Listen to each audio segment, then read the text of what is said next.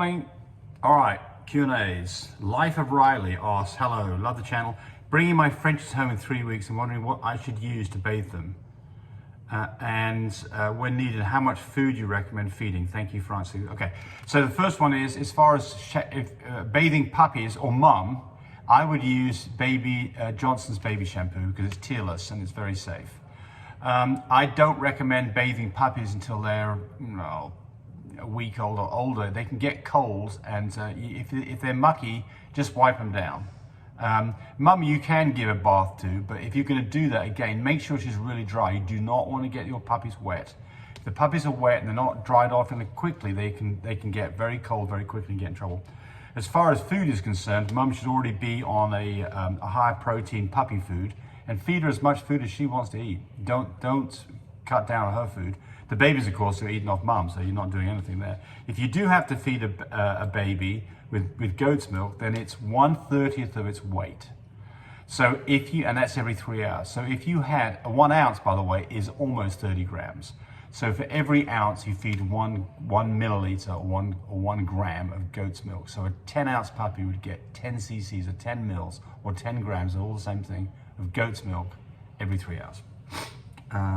Okay. OU's Inspire. Is a $50 lock-in a year on a stud healthy?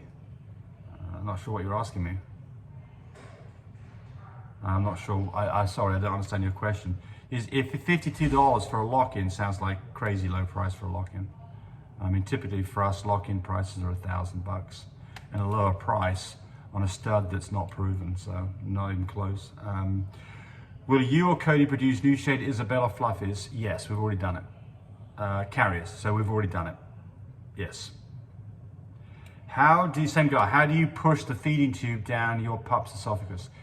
You put some milk on it, you let the dog swallow it. So you don't push it. You can push it gently to get it going, but typically they'll swallow it. Once you've got past the first bend, typically they'll start swallowing. It goes down very easily. If it doesn't go down easily, you need to stop, pull it out, and try again. And one of the reasons would be under the tongue. I don't go in at all. Got to go above the tongue, obviously. Jessica Pierce, can you talk more about the Embark saddle tan gene?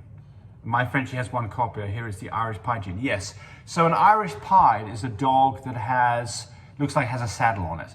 So it's got white at the shoulders. It's got a patch of color over the back, and then it's got white on the back end. So it looks like it has a saddle. And so that is not available, I don't think, but anywhere but Embark. I might be wrong on that. Certainly if you go to Animal Genetics, who I use, they do not have a test for the saddle tan. Then they say, do I breed another saddle tan gene to produce pied? Okay, so if you now I don't know this is true. So part of the problem here is I've produced Irish Pieds, or what you're calling a saddle tan. Trouble is, Animal Genetics didn't have the information to tell me what genes they had on the pied end. All I knew was they were pied dogs. And I used to have a boy who was a saddle tan boy. He don't have him anymore. So I suspect that if you took two dogs that both have a copy of the saddle tan, then 1/4 of the litter would show that saddle tan. If you put a dog that has two copies of saddle tan, so it has the saddle tan visually, and you put that with another dog that has a visual saddle tan, I suspect they would all be saddle tans. So that's my guess, but that's to be proven, or I don't want to guarantee that's right, but I believe so. Brim M says, what's with the people saying that offsprings from full fluffies are not guaranteed to be fluffy carriers? Well, they are. So I don't know where they're. A few people in the comment section of YouTube videos strongly believe that to be the case. I strongly believe they're wrong. No, I mean, I can tell you this, I have quite a lot of experience with this because I've got 5 full fluffy studs, and every single time, to the best of my knowledge, nobody's ever come back to me and says, hey, I bred your dog and I didn't get a fluffy carrier. Never happened, not one single time. So it should work just like any other genetics. If you've got 2 copies of Fluffy, you breed that to a non-fluffy dog, every puppy should be a fluffy carrier. So I think they're badly mistaken. I don't believe a word of that. And certainly my experience says that they're wrong. Gary Harris says, oh, she wants to get a puppy from us. Well, good. Glad to hear that. Susan Brocksmith. I'd like to add a bit of a situation with a large litter and whelping early. I know it costs more, but if you suspect a large litter, please get an ultrasound to see how many. If she has 9 or more, start checking progesterone levels early.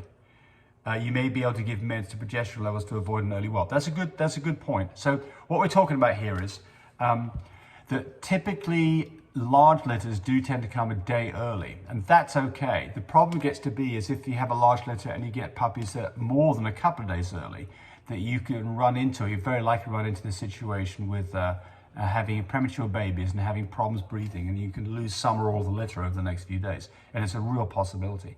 So what she's saying is to do a progesterone test to find out how close she is to that magic number of 3, and that you could then give a product like Regumate that would stave off whelp for a day or two and delay it. And that I have had situations, and there's a local vet here who uses us, and I had a conversation with her probably about a year ago about exactly this situation. And she did use Regumate, and she did keep the litter off for a couple of days. In fact, in that situation, she'd already had one puppy that was premature. It scared the crap out of her. And so she did a progesterone test and found that progesterone level was low, and we were still like 5 days to go. So she started giving Regumate and kept the litter inside that dog for another few days and had a successful litter, and the rest of the litter was fine. So that's what Susan's talking about, and I think it's not a bad idea. Oh, well, somebody asked in a previous one, has anybody used us for stud service? And I said, well, people chime in. So here's one. Cheryl Taylor, I used Mickey Blue Eyes, had a beautiful litter of 6 puppies, 4 were Merle, semen showed up exactly on time. There you go. That's the way it's supposed to be. So thank you for chiming in there, Cheryl. Someone's commenting on me calling human women. Okay. And I think that gets us to where we are now. So, hey, enjoy your Sunday. Bye, everybody. Thanks for watching the video. I really appreciate people who subscribe to me. It helps me, encourage me to do more of these videos. But do remember, disclaimer here, I am not a vet. I'm not a licensed medical professional. I'm purely a person who's been breeding dogs for the last couple of decades. Any information that you got from this video, use at your own risk. There's nothing implied here, and certainly this should not be used as a substitute for advice from your veterinarian or your medical professional. I hope you enjoyed the video. Come back for more of them. Bye.